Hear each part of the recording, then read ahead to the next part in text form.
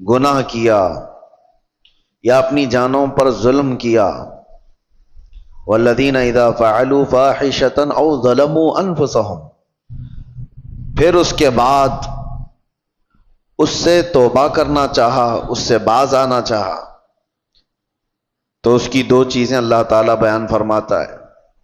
پہلی چیز یہ ہے کہ جس چیز کو چھوڑا ہے اس پر دوبارہ نہ جائے، دوسری چیز یہ ہے کہ اللہ کا ذکر کر کے اس سے توبہ اور استغفار کی جائے۔ تو اللہ تعالیٰ فرماتا ہے پھر کون ہے جو بڑے گناہوں کو بخشتا ہے سوائے اللہ کے؟ اللہ معاف کرنے والا ہے، اللہ رحم کرنے والا ہے۔ انسان سے بے حیائیاں اور فواحشات ہو جاتی ہیں، خطاؤں کا مرکب ہے، لیکن بسا اوقات ایسا ہوتا ہے کہ یہ برائیاں اتنی بڑھ جاتی ہیں کہ انسان پھر انسان نہیں رہ جاتا، یہ جانوروں سے زیادہ ذلیل ہو جاتا ہے۔ اس کے اندر ایسی گھناؤنی حرکتیں آنے لگ جاتی ہیں کہ اس کو انسانیت کی تمیز بھی باقی نہیں رہ جاتی۔ وہ وقت آنے سے پہلے اپنے آپ کو، اپنے گھروں کو ہمیشہ سنبھال رکھو۔ انسان حیوان کا حصہ ہے، لیکن کبھی اس کے اوپر حیوانیت ایسی غالب آ جاتی ہے کہ اللہ کی پناہ، وہ جانوروں میں بھی وہ کام نہیں ہوتے جو انسان کر جاتا ہے۔ اور وہ کب ہوتا ہے؟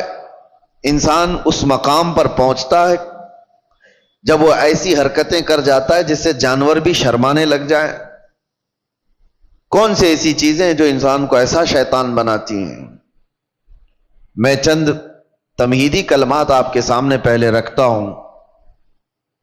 انسان کو اللہ تبارک و تعالیٰ نے عقل بھی دیا ہے اور شہوت بھی دیا ہے۔ عقل یہ صرف انسان کے پاس اتنی بڑی دولت ہے کہ دوسرے تمام حیوانات میں یہ چیز نہیں ہے۔ عقل کا مطلب صرف دماغ ہی نہیں ہوتا، عقل کا مطلب صحیح اور غلط کو پہچاننے کی تمیز، اور شہوت جس سے انسان کو برائیوں کی خواہشات ہوتی ہیں۔ جانوروں میں شہوت رکھی گئی ہے، عقل نہیں، اور فرشتوں میں عقل ہے، شہوت نہیں، اور انسان میں دونوں چیزیں ہیں، عقل بھی ہے، شہوت بھی ہے۔ اسی لیے فرمایا گیا کہ کوئی انسان اپنی شہوت ہوتے ہوئے بھی، شہوت اس کے پاس ہے پھر بھی بچ رہا ہے، تو وہ فرشتوں سے افضل انسان ہے۔ اس لیے کہ فرشتے گناہوں سے اس لیے بچے ہیں کہ ان کو شہوت ہی نہیں، گناہ کرنے کی سوچ ہی ان کے پاس نہیں۔ اور انسان اگر اپنے آپ کو بچاتا ہے تو فرشتوں سے افضل ہے، لیکن ساتھ میں یہ بھی بتایا گیا کہ عقل ہونے کے باوجود انسان برائیوں سے نہیں بچتا تو پھر وہ غلیظ جانوروں سے بھی زیادہ بدتر ہے۔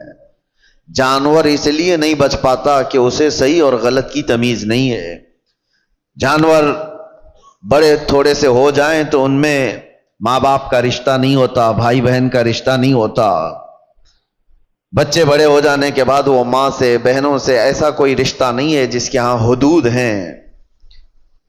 اس لیے جانوروں کے ہاں وہ کوئی بات ہی نہیں رہ جاتی، لیکن انسان کو اللہ تعالیٰ نے عقل دیا ہے، تمیز دیا ہے اور حدود بیان کیا ہے۔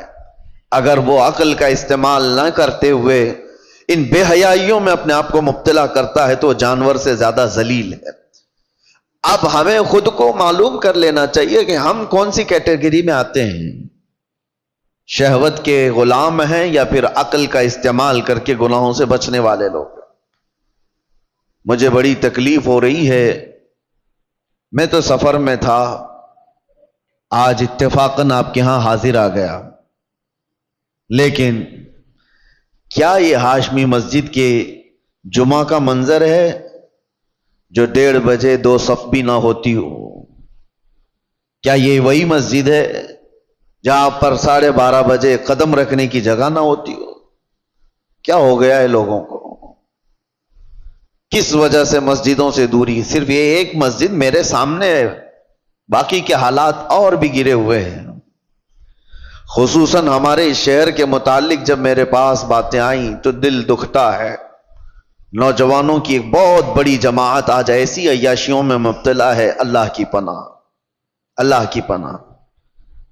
میں نے وہ چیزیں باہر پوش علاقوں میں نہیں سنا تھا جو یہاں سننے کو مل رہی ہیں۔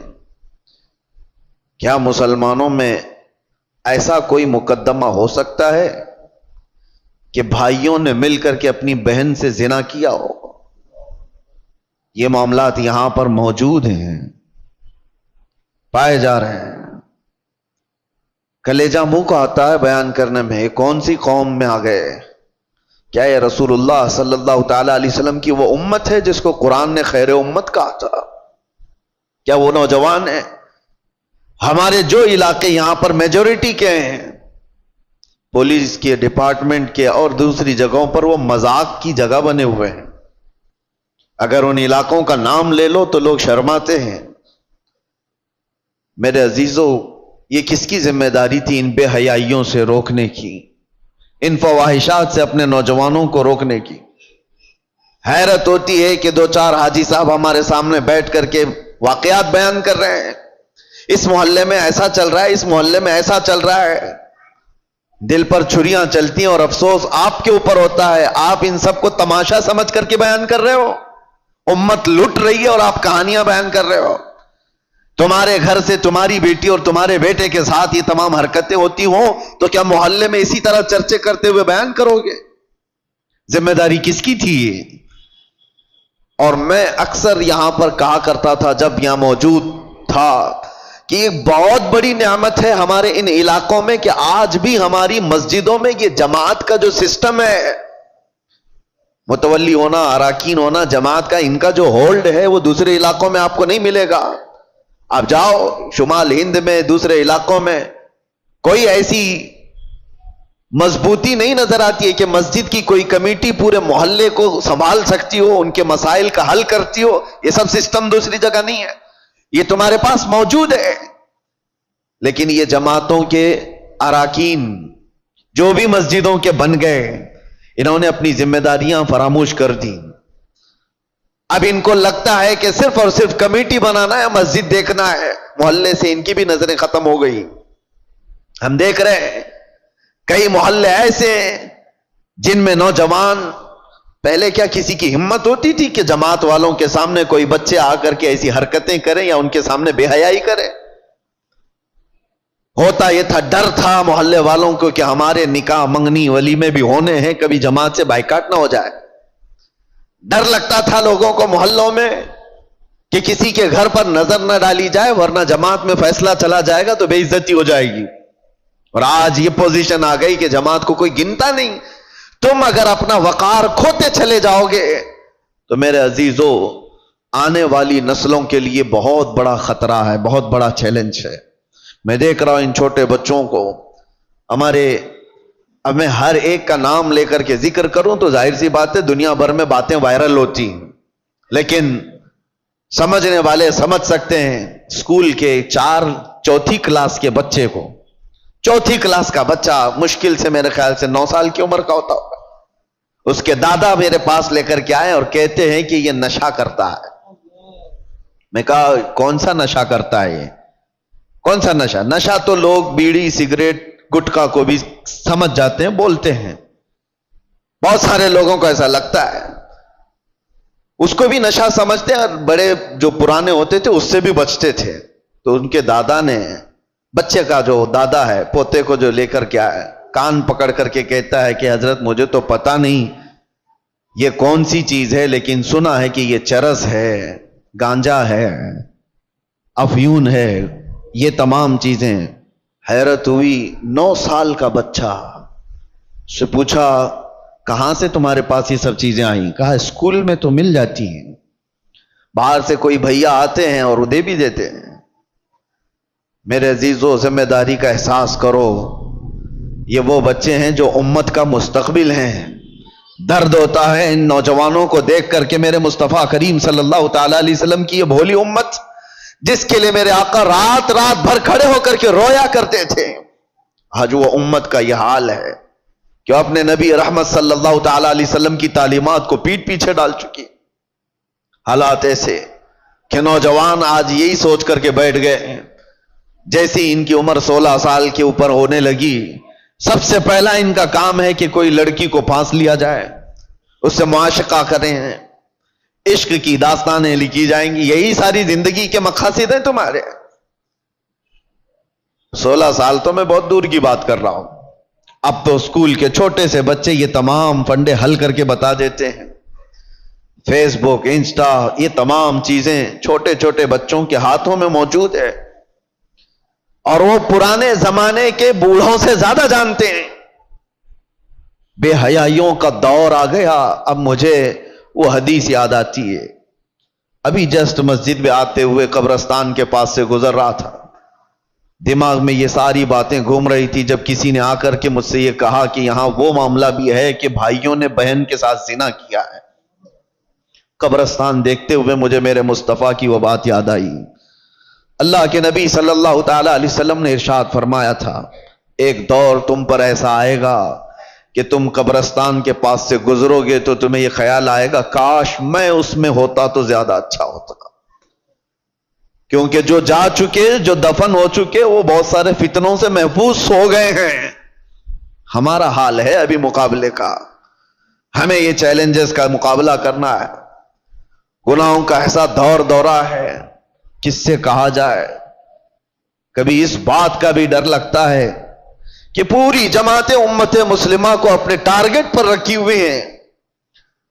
تمہیں کیا نہیں پتا, آج نہیں دیکھتے ہو کہ اس صبح سے شام تک سوشل میڈیا بھرا ہوا دکھتا ہے, اسلام کو گالیاں دینے والوں کی ایک انبار ہے. نبی پاک صلی اللہ تعالی علیہ وسلم پر نشانے نہیں بنائے جاتے. آج ٹی وی کھولو, کسی چینل کو دیکھو تو اسلام کا مذاق اڑانے والے کتے بیٹھے ہوئے ہوتے ہیں, بھونک رہے ہوتے ہیں. قرآن کی آیتوں پر ڈسکشن چل رہا ہے, اذان کو لے کر مسائل اٹھائے جا رہے ہیں, کلمے پر بات آ گئی, تمہیں سب پتا ہے.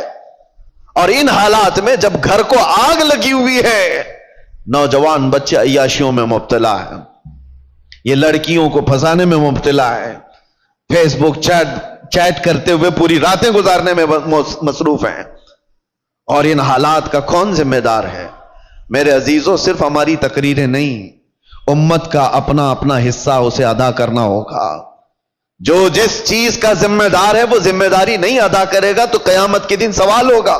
کلکم راعن وکلکم مسئول عن رعیتہ. میرے آقا نے فرمایا تم میں سے ہر ایک نگہبان ہے اپنے نیچے والوں کا. قیامت کے دن تم سے سوال ہوگا تمہارے نیچے والے بگڑے کیوں تھے, تم سے جو ماتحت تھے وہ بگڑے کیوں تھے.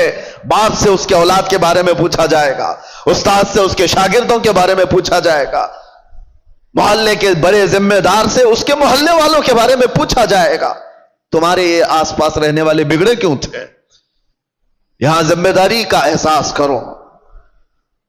اب تو یہ بھی ڈر لگنے لگا, پہلے کا وہ سنہرا ماحول تھا, ہم کسی محلے سے گزرتے تھے تو اصلاح کرنے والوں کی ایک بڑی جماعت نظر آتی تھی, نماز جانے والوں کی ایک بڑی جماعت نظر آتی تھی, ٹوپیوں والے, نئے نئے نوجوان داڑھیوں والے بھی نظر آتے تھے. آج خال خال ہے. ہو سکتا ہے میری یہ باتیں کچھ کو لوگوں کو بری لگ رہی ہوں گی.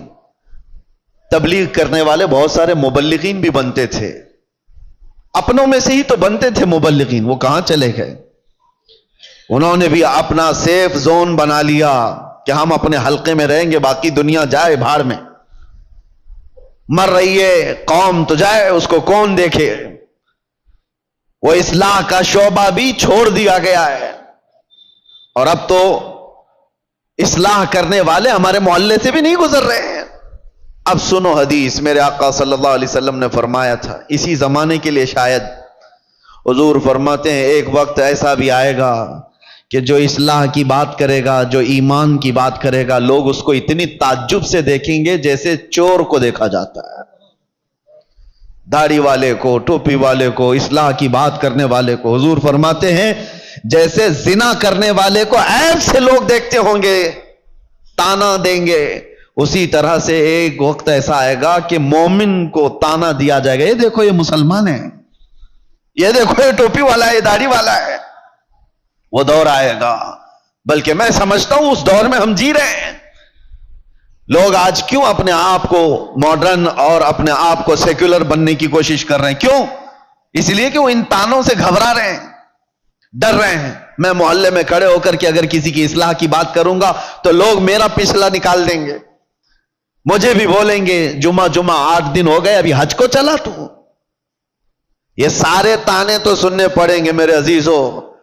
کیا وہ صحابہ کرام رضوان اللہ تعالی علیہ مجمعین نے اتنے بڑے مشن کو نہیں اٹھایا تھا جن کے پرانے حالات یہ تھے؟ حضرت انس رضی اللہ تعالیٰ عنہ فرماتے ہیں مجھے جب یہ حدیث پڑھتا ہوں تو رونگٹے کھڑے ہو جاتے ہیں۔ عشق اور محبت کہتے کسے ہیں؟ حضرت انس کہتے ہیں شراب ابھی حرام نہیں ہوئی تھی، مدینے میں لوگ شراب پیتے تھے، سب دھیرے دھیرے شراب حرام کی گئی ہے۔ ایک وقت ایسا آیا تھا کہ شام کا وقت تھا، قہبہ خانے جہاں پر شراب بکتی تھی لوگ آ کر کے بیٹھ کر کے پیتے تھے جیسے ہوٹل ہوتے ہیں۔ حضرت انس کہتے ہیں میں شراب لوگوں کو پیالوں میں بھر کر دیا کرتا تھا۔ اچانک مدینے کی گلیوں میں آواز آئی، کوئی ڈنڈورچی اعلان کر رہا تھا یا ایھا المسلمون قال رسول اللہ صلی اللہ علیہ وسلم حرمت الخمر، اے مسلمانوں اللہ کے نبی نے فرمایا شراب حرام ہو گئی۔ اعلان کانوں میں سنا، حضرت انس کہتے ہیں میرے ہاتھ سے پیالی گر گئی۔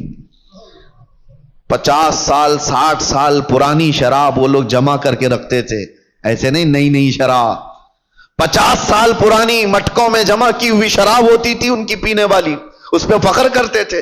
حضرت انس کہتے ہیں میں نے تو پیالی چھوٹ گئی، لوگ جو بیٹھے ہوئے تھے کوئی اپنے منہ سے لبوں تک لگایا ہوا تھا وہیں سے اس نے پٹک دیا، آواز آئی وہیں سے پھینک دیا کہ اللہ کے نبی نے فرمایا حرام ہو گئی، پٹک دیا۔ میں سوچتا ہوں کبھی پڑھتا ہوں تو رونگٹے کھڑے ہوتے ہیں، کیا صحابہ میں یہ فرما برداری کا جذبہ تھا؟ ان کے کانوں میں صرف بات پڑی، وہ بھی ڈائریکٹ رسول اللہ کی نہیں، کوئی اعلان کرنے والا بیان کر رہا ہے۔ وہ یہ سوچ تو سکتے تھے کہ ابھی قانون آیا ہے، امپلیمنٹ ہونے میں ٹائم لگ سکتا ہے، آج کا تو پی لیں، کل جا کر کے حضور سے بات کر لیں گے کہ صحیح میں حرام ہوئی ہے نہیں، کنفرمیشن کے بعد چھوڑ دیں گے۔ نہیں، صرف کسی ایک مسلمان کی آواز آئی کہ اللہ کے نبی نے فرمایا، وہ صحابہ نے توڑ دیا مٹکے، 50 سال پرانے۔ حضرت انس کہتے رات ہوتے ہوتے مدینے کی ساری نالیاں شراب سے بہ رہی تھی، جن کے ہاں جو جو جمع رکھا تھا سب اٹھا کر کے پھینک دیا۔ یہ امت تھی میرے مصطفیٰ کی، یہ وہ صحابہ کی فرمانبرداری تھی۔ اس کو کہتے ہیں عشق، اس کو کہتے ہیں محبت۔ کانوں میں بات پڑ جائے اپنے آقا کی تو چھوڑ دے بندہ اس چیز کو۔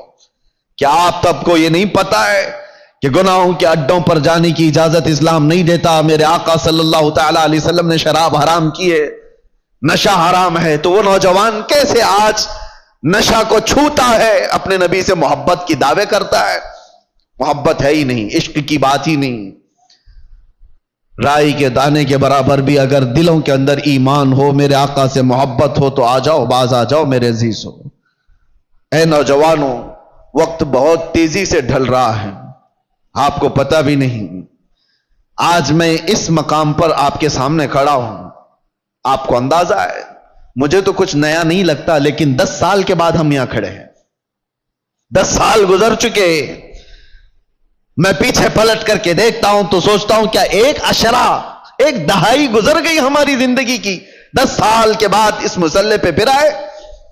یہ 10 سال کا عرصہ اتنی تیزی سے گزر رہا ہے تو یاد رکھو موت بہت تیزی سے تمہارے قریب آ رہی ہے، بہت تیزی سے۔ اور حضور پاک صلی اللہ تعالی علیہ وسلم کی وہ حدیث بھی میں آپ کو سناؤں، قیامت کے قریب ایسے حالات ہوں گے کہ بچے جوان نظر آئیں گے اور جوان بوڑھے نظر آئیں گے۔ کیا آج نہیں معلوم آپ کو؟ بچوں کے اندر جو حرکتیں ہیں وہ جوانوں سے کی جیسی ہیں۔ 6 سال کے 7 سال کے بچے بالغ لوگوں کی باتیں کرتے ہیں، جوانی ابھی سے آئی ہوئی لگتی ہے، اور جوانوں کو دیکھو یہ سب ٹوٹے بکھرے ہوئے، ارے 20 سال 22 سال کی عمر میں سفید بال، اور یہ بوڑھے لگنے لگ گئے۔ ان کی زندگیاں 30 سال کو جاتے جاتے ریٹائرڈ ہو گئیں، گھروں کے حالات خراب ہو گئے۔ کتنے ایسے ہیں؟ ارے جوانی کس کو کہا جاتا تھا پتہ ہے؟ 40 سال کے بعد جوانی شروع ہوتی، جس کو مضبوط جوانی کہا جاتا۔ آج 40 سال میں بوڑھا ہے آدمی، بوڑھا ہے. قیامت کے اتنے قریب ہم آ چکے. میرے آقا نے فرمایا تھا ایک دور آئے گا کہ جب بچے جوان نظر آئیں گے اور جوان بوڑھے لگنے لگیں گے. ان حالات کا باریکی سے آپ مطالعہ کرو. میرے عزیزو، اب ہمیں تقریروں کے اعتبار سے کوئی ایک مقرر، ایک خطیب سمجھ کر کے ایک ٹرینڈ کے حساب سے مت لو. میرے پاس اب وہ فن بھی نہیں ہے، نہ میں اپنے الفاظ سے چمکا کر کے کسی کے اوپر دباؤ ڈالنے کے لیے تقریریں کرتا ہوں. نہیں، ایک درد نکلتا ہے آج امت کے لیے خاص طور پر. بہت جلدی وہ دن بھی آ جائے گا، شاید اعلان ہو جائے کہ ہم بھی مر گئے، دنیا سے نکل گئے. جتنے دن ہمارے باقی رہ گئے، کبھی یہ خیال آتا ہے کہ بارگاہ مصطفیٰ صلی اللہ علیہ وسلم میں جانا تو طے ہے، مرنے کے بعد قبر میں منہ دکھانا تو طے ہے. اگر وہ نبی پاک صلی اللہ تعالی علیہ وسلم ہم سے پوچھیں کیا تو اس جگہ سے آ رہا ہے جہاں سے صبح سے شام تک مجھ کو گالیاں دی جاتی تھی؟ کیا تو اسی محلے سے آ رہا ہے جہاں لوگ ماں اور بیٹیوں کی عزت بھول چکے تھے؟ زنا اتنا عام ہو چکا تھا کہ جانور بھی اس طرح کا جوڑا نہیں کھاتے.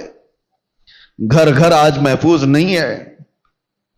لوگ بیٹھ رہے ہیں آج ہمارے پاس آ کر کے حیرت ہوتی ہے کہ زنا کے معاملات کو حل کرنے کے لیے بیٹھتے ہیں تو رونگٹے کھڑے ہوتے ہیں، کلیجہ منہ کو آتا ہے. باپ بیٹی کو لے کر بیٹھا ہے، دوسرا باپ بیٹے کو لے کر کے بیٹھا ہے. کن معاملات پر آپ بات کر رہے ہو؟ ایک بار میرے آقا صلی اللہ علیہ وسلم کے پاس ایک صحابی آئے تھے، ماعز اسلمی، کہا آقا مجھ سے خطا ہو گئی ہے، مجھ سے غلطی ہو گئی ہے. حضور نے پوچھا ہوا کیا ہے؟ کہا بتا نہیں سکتا، بہت تکلیف کی بات ہے. حضور نے فرمایا بتاؤ تو تمہارا علاج کیا جا سکے. انہوں نے کہا زنا ہو گیا ہے، مجھ سے زنا ہوا. حضور نے اپنا چہرہ پھیر لیا، چہرہ سرخ تھا میرے آقا کا، لال ہو گیا. کہا جاؤ تم. وہ صحابی دھاڑے مار کر کے رونے لگ گئے. تجھ سے جو منہ چھپاؤں تو کروں کس کے سامنے؟ میں جاؤں تو پھر کہاں جاؤں؟ نبی پاک صلی اللہ تعالی علیہ وسلم نے ان کو کھڑا کر کے پوچھا ہوش میں کہہ رہے ہو؟ انہوں نے کہا ہاں میں ہوش میں کہہ رہا ہوں، ہو گئی مجھ سے خطا. حضور نے فرمایا کیا تجھے پتا ہے اسلام میں سزا کیا ہے اس کی؟ پتھروں سے مار کر ہلاک کر دیا جائے گا. انہوں نے کہا ہاں یا رسول اللہ پتا ہے مجھے. پھر بھی کہہ رہے ہو؟ کہا ہاں، اس آخرت کی سزا سے تو بہتر ہے کہ آپ مجھے دنیا میں پاک کریں. 3 مرتبہ پوچھنے کے بعد بھی جب انہوں نے کہا کہ ہاں مجھ سے خطا ہو گئی، تو حضور نے صحابہ سے کہا جاؤ یہ اقبالی مجرم انہیں لے جاؤ جبل انم، ایک پہاڑی مدینے میں، وہاں پر صحابہ لے کر کے گئے. اوپر سے ان کو پتھروں کی بارش کی گئی، وہ قتل ہو گئے، ان کا انتقال ہو گیا. یہ اسلام میں زنا پر سب سے بڑی سزا دی گئی. وہ صحابی تھے، خطا ہوئی تو نبی پاک صلی اللہ تعالی علیہ وسلم نے دنیا میں پاک کرنے کا طریقہ یہ بتایا. اور یہاں پر حالات ایسے آ گئے کہ لوگ اس کو اتنے ہلکے میں لے لیے. پھر مجھے وہ حدیث یاد آتی ہے، حضور نے فرمایا تھا قیامت کے قریب زنا اتنا عام ہو جائے گا کہ انسان ایسے جوڑا کھائیں گے جیسے گدھے اور کتے راستوں پر جوڑا کھاتے ہیں. ان کے درمیان یہ سب کامن سی چیز ہو گئی، نارمل بن گیا ہے. لوگ بیٹھ کر کے حل کر رہے ہیں، ہمیں تو رونگٹے کھڑے ہوتے ہیں. کن چیزوں کی یہ باتیں لے کر بیٹھے ہیں بیٹے اور بیٹیوں کی کہ یہ اس طرح کی حرکتیں کرتے تھے؟ معاذ اللہ رب العالمین. ایک بات یاد رکھو، پورے معاشرے میں، محلے میں ایک جگہ کوئی زنا کرتا ہے تو پورے محلے کی برکت ختم کر دی جاتی ہے. ناسور ہے وہ کینسر کی طرح. کینسر کی پھوڑی جس طرح پورے جسم میں زہر پیدا کرتی ہے، ایک بے حیائی اور بدکاری والا نوجوان پورے معاشرے کے اندر وہ ناسور بن کر زہر پھیلاتا ہے. تمہاری بیٹیوں تک بھی وہ حرکتیں آئیں گی، تمہارے بیٹے بھی محفوظ نہیں رہیں گے. اس لیے ذمہ داریوں کا احساس سارے لوگ مل کر کے کریں، ایک آدمی نہیں. یہ بیچارہ خطیب کب تک یہاں سے پکارے گا؟ ایک کوئی مبلغ کب تک اصلاح کرے گا؟ ہر ایک کی ذمہ داری ہے. آج غلطی کس کی ہے پتا ہے؟ پورے محلے میں 5% یا 10% جواری ہوتے ہیں. 5% سے بھی کم ہوتے ہیں جواری اور سود خور یا شرابی یا زانی. اکثریت تو اچھے لوگوں کی ہوتی ہے، لیکن وہ اچھے لوگ اتنے بھیانک ہوتے ہیں. یاد رکھنا ان 5 کو جنہوں نے کھلی چھوٹ دی تھی, یہ 95 لوگوں کی بھی وہی سزا ہوگی جو اس جواری کی سزا ہوگی, کیونکہ معاشرے کو برباد کرنے میں ان 5 لوگوں کا ہاتھ کم تھا, خاموش رہنے والوں کا ہاتھ زیادہ تھا. یہ سپورٹر تھے, گناہ دیکھ کر کے ہنستے ہوئے چلے جاتے تھے, میرے گھر میں تھوڑی نہ ہو رہا ہے, فلاں کا بچہ بگڑا ہوا ہے, میں تو سنبھال لوں گا اپنا گھر. میاں آگ لگی ہے, تم کیا سنبھال لو گے؟ تمہارے بھی گھر کے دروازے لکڑی کے ہیں, تمہارے بھی گھر کی کھڑکیاں لکڑی کی ہیں. وہ آگ کے شعلے جب نکل کر کے آئیں گے تمہارے دروازے بھی جلائیں گے. یہی حال ہے آج ہمارے گھروں میں. تمہاری بیٹیاں بھی ہیں یا نہیں؟ تمہارے اپنے بیٹے ہیں یا نہیں؟ دوسرے کا بیٹا بگڑ گیا, دوسرے کی بیٹی بگڑ گئی تو آپ ہنس کر تماشا دیکھ رہے ہو کہ فلاں نشہ کر رہا ہے. پہلے حال یہ تھے کہ ہماری جماعت کے لوگ کہیں بیٹھے ہوتے تھے تو آوارہ لوگ ان کے سامنے سے گزرنے میں بھی ڈرتے تھے, گزرنے میں انہیں ڈر لگتا تھا کہ بڑے لوگ بیٹھے ہوئے ہیں. آج وہ وقار ختم کیوں ہوتا گیا؟ اپنی ذمہ داری کا احساس جب بندہ ختم کر لیتا ہے تو اقبال نے یہ بہت پہلے کہا تھا, قوت فکر و عمل پہلے فنا ہو جاتی ہے تب کسی قوم کی شوکت پہ زوال آتا ہے. سوچنے سمجھنے کی صلاحیت پہلے یہ ختم ہو جاتی ہے تب جا کر کے قوم کے اندر بدکاریاں پھیل جاتی ہیں, یہ زبوں حالی کا شکار ہوتی ہے. آج قوم کے اندر جو معاملات ہیں ہم گرے ہوئے اس لیے ہیں کہ ہم اپنی ذمہ داریاں نہیں سنبھالنا چاہتے. اب ظاہر سی بات ہے, ایک آدمی بولے گا تو اس کو پکڑ کر کے لے جائیں گے, بند کر دیں گے. دوسرا اٹھے گا اس کو پکڑ کر بند کریں گے اور سارے لوگ تماشا دیکھتے رہیں گے. یہ سوچیں گے نہیں یہ نہیں کرنا ہے, بولنا نہیں ہے. میں سمجھتا ہوں اس طرح کی بزدلی سے تم کتنے سال جی سکتے ہو, چپ چپ رہ کر کے, برائیوں کے بارے میں نہیں بولو گے, کمپرومائز کر کے جیو گے, کب تک رہو گے؟ موت تو آنی ہے. تو جب مرنا ہی ہے تو گیدڑ کی 100 سالہ زندگی سے شیر کی 1 دن کی زندگی بہتر ہے. حق بات کرو, لوگوں کی اصلاح کرو اور دنیا سے عزت کے ساتھ جاؤ. اور ایک بات اے نوجوانوں, دنیا کے تمام معاملات میں 100 سال کی زندگی میں وہ عزت نہیں پاؤ گے جو دامن مصطفیٰ میں 1 منٹ میں عزت مل جاتی ہے. میرے آقا کے قدموں سے لپٹ کر 1 منٹ کی جو زندگی تمہیں عزت دیتی ہے وہ دنیا داروں کی 100 سال کی نوکری تمہیں عزت نہیں دے سکتی. اسی لیے میرے مرشد نے فرمایا تھا, بل ہوا سن سیم و زر کی بندگی اچھی نہیں, ان کے در کی بھیک اچھی سروری اچھی نہیں. آؤ اصلاح کے لیے اپنے ان معاشروں میں اصلاح کا کام تیزی سے شروع کر دو. اگر آج تھوڑی سی تمہاری حرکت باقی رہے گی تو امید ہے کہ ہماری جو نئی نسلیں ہیں وہ اس بات پر تو باقی رہے. میں سعودی عرب میں دیکھ کر کے آیا ہوں جنہوں نے اپنے بچوں کو آسٹریلیا امریکہ میں پڑھانے کے لیے بھیجا تھا. آج وہ بچے پلٹ کر کے آئے ہیں اور وہ پوچھتے ہیں, ہو از دا محمد, محمد کس کا نام ہے؟ یہ ریئل بات میں آپ کو بتا رہا ہوں. ارے جہاں اسلام کا مرکز رہا, جہاں سے اسلام پھیلا پھولا, ان کے بچے آج غیروں کی گود میں ڈالے جانے کے بعد آ کر اپنے نبی کو پہچان نہیں پا رہے ہیں. تم نے بھی کیا سوچا ہمارے بچوں کو سوشل میڈیا پر چھوڑ دیں گے, یہ سارا کچھ موبائل سے, گوگل سے, انٹرنیٹ سے سیکھتے رہیں گے. کل کو یہی بچے کھڑے ہوں گے جو اپنے نبی کو نہیں پہچانتے, وہ اپنے باپ کو قیامت میں کیا پہچانیں گے؟ اور تمہارے مرنے کے بعد کیا ہی سالے ثواب کر سکیں گے؟ ادھر تمہارا جنازہ لا کر کے رکھا گیا ہوگا, تمہارا بیٹا باہر کھڑے ہو کر کے انتظار کر رہا ہوگا, نماز ہو جائے گی تو اٹھاؤں اور ڈا کر کے دفن کر کے آؤں. اسے توفیق بھی نہیں ہوگی کہ وہ تمہارے لیے جنازے کی نماز پڑھ سکے. کیوں ایسے معاشرے میں جینے کی ضرورت ہے؟ ہمیں جو رسول اللہ صلی اللہ علیہ وسلم نے معاشرہ عطا کیا, اس معاشرے میں امن بھی ہے, عزت بھی ہے, وقار بھی ہے.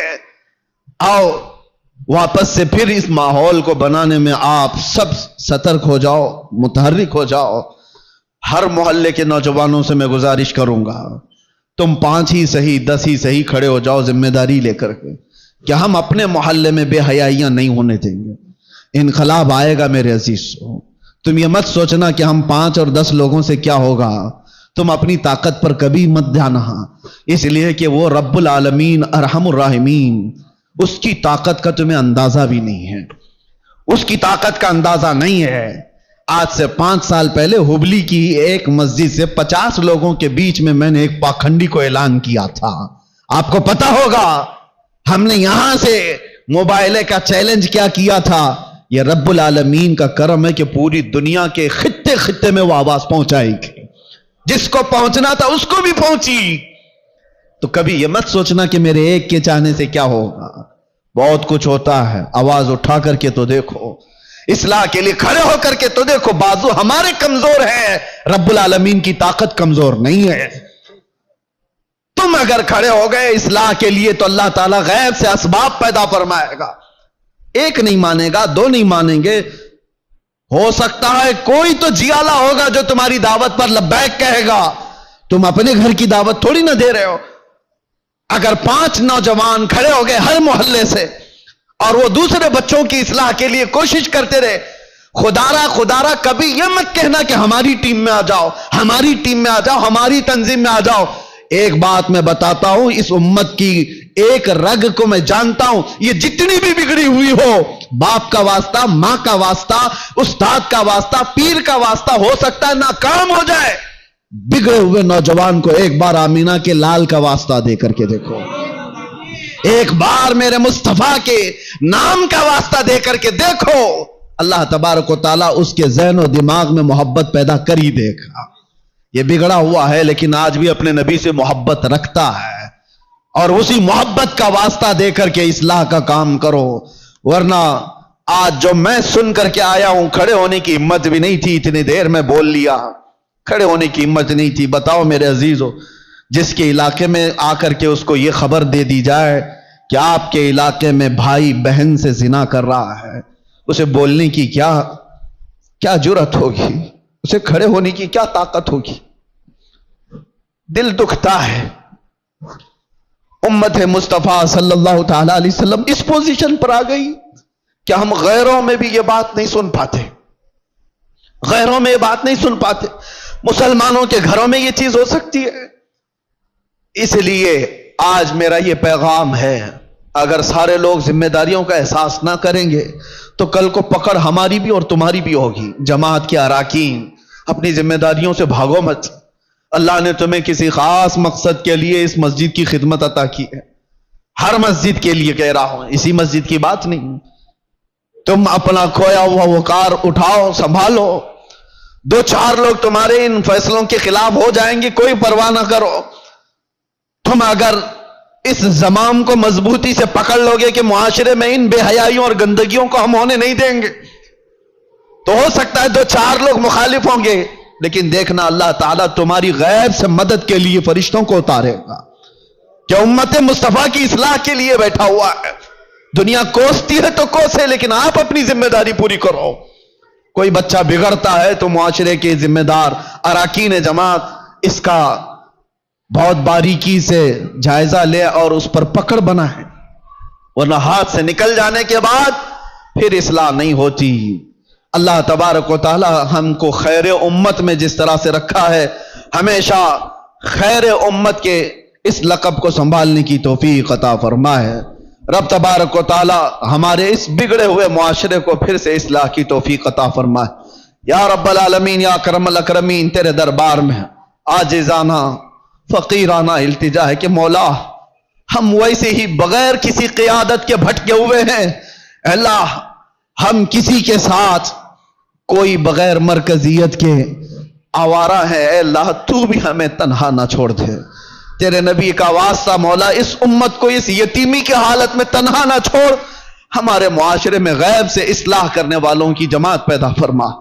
اے اللہ علماء صالحین کو ہمارے درمیان پیدا فرما، ہماری قوم کو اور ہمارے بچوں کو تیرے حبیب پاک کا سچا شہدائی بنا دے۔ اے اللہ، اے کریم خدا، جن بے حیائیوں اور برائیوں سے ہمارا کلیجہ منہ کو آتا ہے، ان بے حیائیوں اور برائیوں سے ہمارے گھروں کے دروازوں کی حفاظت فرما۔ یہ بے حیائی ہمارے گھر کے دروازوں پر دستک نہ دے، ہماری اولاد، ہماری بہنیں، ہماری مائیں، سب کی عزتوں کی حفاظت فرما۔ مولا آخری دم تک تیرے نبی پاک کے غلاموں میں ہمارا شمار فرما۔